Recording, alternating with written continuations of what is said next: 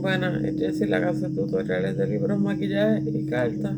Y estoy leyendo este libro que está aquí, cristiano, que se llama 21 razones por las que suceden cosas malas a personas buenas, por Dave Early, que es un libro cristiano, obviamente. Y estoy por el capítulo 5, que lo voy a buscar. Aquí está. El capítulo 5 para leerlo. Y dice, para producir una mayor intimidad con Dios, Job 42:5. Cuando otra persona está sufriendo, luchamos con el teórico problema del mal y preguntamos por qué un Dios bueno permite que sucedan cosas malas a gente buena. Sin embargo, cuando somos nosotros los que estamos sufriendo, a menudo la pregunta cambia. Ya no estamos tan interesados en un argumento filosófico, pues nuestro dolor nos empuja a hacer preguntas mucho más personales. Lo que realmente queremos saber es, ¿realmente a Dios le importa que me sucedan cosas malas? ¿Me sigue amando? ¿Ve lo que estoy pasando? ¿Se habrá olvidado de mí? ¿Tendrá alguna idea de lo mucho que estoy sufriendo? La respuesta a todas estas preguntas es sí. La respuesta es indudable, inequívoca e incesantemente sí. Lee las 5 frases siguientes con mucha atención. A Dios le importa cuando te suceden cosas malas. Él te sigue amando. Ve y siente tu dolor. No se ha olvidado de ti. Sabe más del sufrimiento de lo que tú te imaginas. Recuerda, Jesús conoce el sufrimiento. Lee despacio la descripción del sufrimiento en nuestro Salvador. Observa la variedad e intensidad del dolor que sufrió. Despreciado y rechazado por los hombres, varón de dolores, hecho para el sufrimiento. Todos evitaban mirarlo. Fue despreciado y no lo estimaron. Ciertamente Él cargó con nuestras enfermedades y soportó nuestros dolores, pero nosotros lo consideramos herido, golpeado por Dios y humillado. Él fue traspasado por nuestras rebeliones y molido por nuestras iniquidades. Sobre Él recayó el castigo, precio de nuestra paz, y gracias a sus heridas fuimos sanados. Maltratado y humillado, ni siquiera abrió su boca. Como cordero fue llevado al matadero. Después de apedrearlo y juzgarlo, le dieron muerte. Nadie se preocupó de su descendencia. Fue arrancado de la tierra de los vivientes y golpeado por las transgresiones de mi pueblo. Pero el Señor quiso quebrantarlo y hacerlo sufrir. Después de su sufrimiento, verá la luz y quedará satisfecho. Por su conocimiento, mi siervo justo justificará a muchos y cargará con las iniquidades de ellos. Isaías 53, 3-11. ¿Qué estás experimentando que Jesús no ha experimentado? Vuelve a leer estas preguntas: enfermedades, dolores, golpeado, humillado, traspasado, molido, castigo, herida, maltratado, humillado, matadero, apedreado, arrancado, golpeado, quebrantado, hacerlo sufrir y sufrimiento. Jesús conoce el sufrimiento. El único que no merecía sufrir fue quien sufrió lo indecible para salvarlo. Acerca de los sufrimientos de Jesús, la Biblia dice porque no tenemos un sumo sacerdote incapaz de compadecerse de nuestras debilidades, sino uno que ha sido tentado en todo de la misma manera que nosotros, aunque sin pecado. Así que ahora acerquémonos confesando confiadamente al trono de la gracia para recibir misericordia y hallar la gracia que nos ayude en el momento que más la necesitamos. Hebreos 4, 15 al 16. Jesús entiende los sufrimientos que experimentamos. Esto le convierte en una deidad infinitamente accesible y viene a ser otro recordatorio de que nuestro Dios desea una relación íntima con nosotros. Mis ojos te han visto. Posiblemente no haya nada más difícil para un padre que enterrar a su hijo.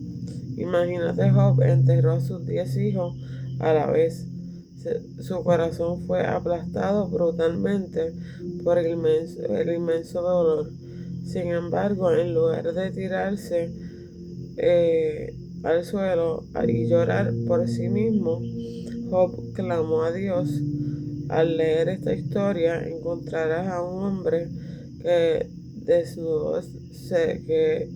desnudó sinceramente su alma ante Dios. No fue siempre hermoso. Sus emociones eran puras, sus palabras enojadas. Gritó ante Dios y le gritó a Dios. Job cuestionó a Dios. Pero no nos equivoquemos, Job no dejó que su dolor le alejara de Dios, sino que dejó que le empujara hacia Dios. Job acudió a Dios y aunque no lo hizo inmediatamente, Dios acudió a él. Job 38:1. Dios trajo poder, provisión, afirmación, consuelo y finalmente bendición. En el viaje de Job a través del túnel de la adversidad, él terminó teniendo que afrontar el hecho de que el objetivo de Dios al permitirle sufrir no fue la revelación de su fundamento para la agonía de Job, sino más bien la revelación de Dios mismo. Tras evitar a Job durante 36 capítulos, cuando Job se defiende a sí mismo y pide una audiencia, finalmente Dios sí aparece para hablar con Job, pero no le da una lista de razones para el sufrimiento. En cambio, le dio a Job un recorrido por su persona y su poder. Ver a Dios a través de las lentes del sufrimiento le aportó a Job una perspectiva diferente y finalmente más cercana de Dios. Al estudiar el libro de Job, fui confrontado y consolado con el hecho de que el objetivo de Dios con el sufrimiento no es la revelación de razones o explicaciones, sino la revelación de Él mismo. Job escribió: debías hablar de ti, pero ahora te veo con mis propios ojos. Job 42:5. Job pasó de tener una relación con Dios de oídas había oído hablar de ti y un encuentro cara a cara, pero ahora te veo con mis propios ojos a través del sufrimiento. Pasó de una fe de segunda mano a una relación de primera mano con mucha frecuencia, cuando las cosas van bien, estamos demasiado ocupados o demasiado distraídos para ver realmente a Dios.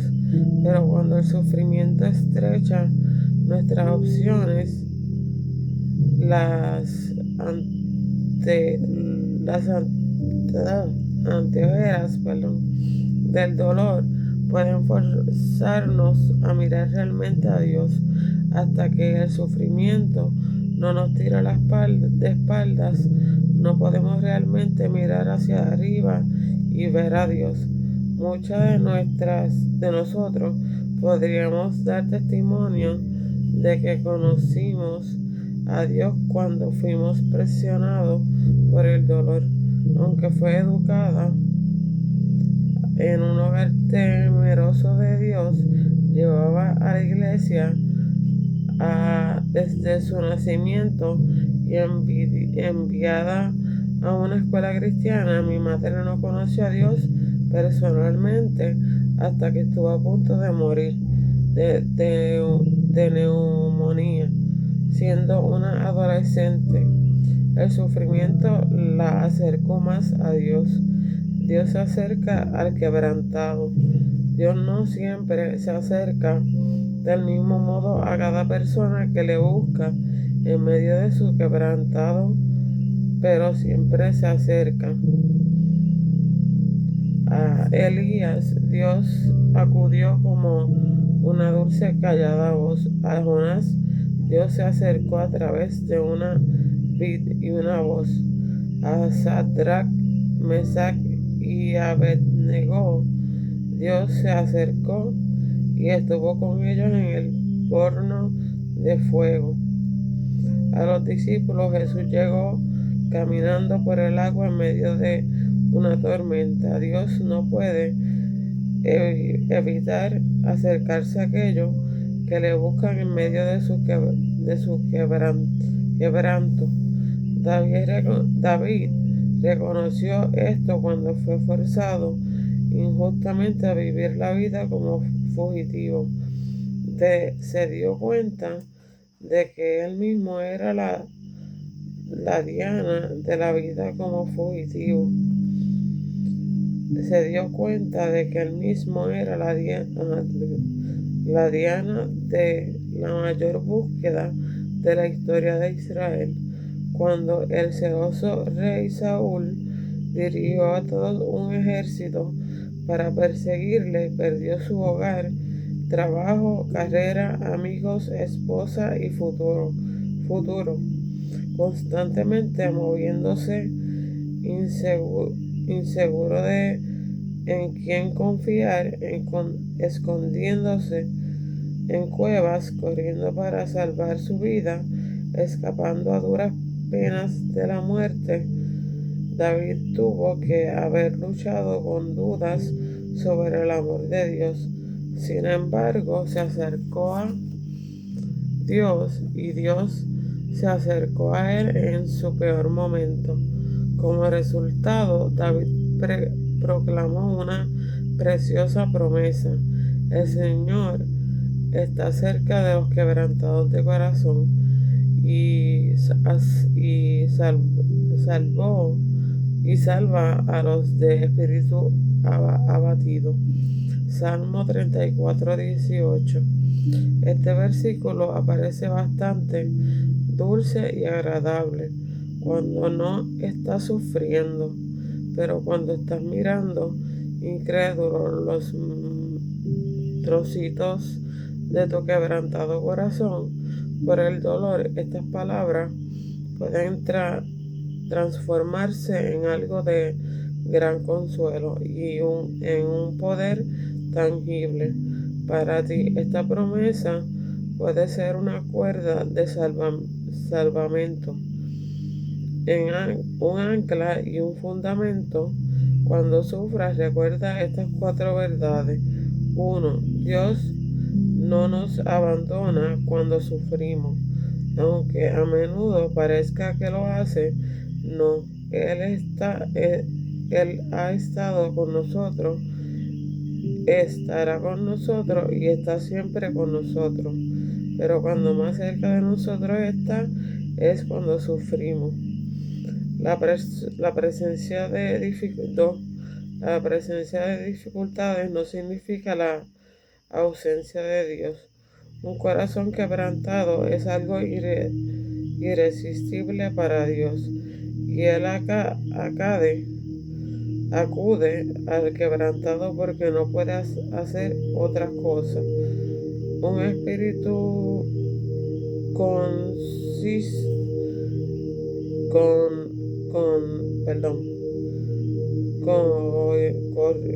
conciso es un imán que atrae a Dios. 3. Dios no nos promete protegernos de todos los problemas, sino que promete estar con nosotros en medio de los problemas. 4. Realmente depende de nosotros la adversidad o se interpondrá entre tú y Dios o te acercará más a Dios, tú decides. Compañía en la ruina. La artista cristiana Sheila Walsh advirtió ser paciente de la unidad de psiquiatría de un hospital de Washington, D.C. Tenía un miedo atroz de terminar como su padre, quien murió a los 30 años de un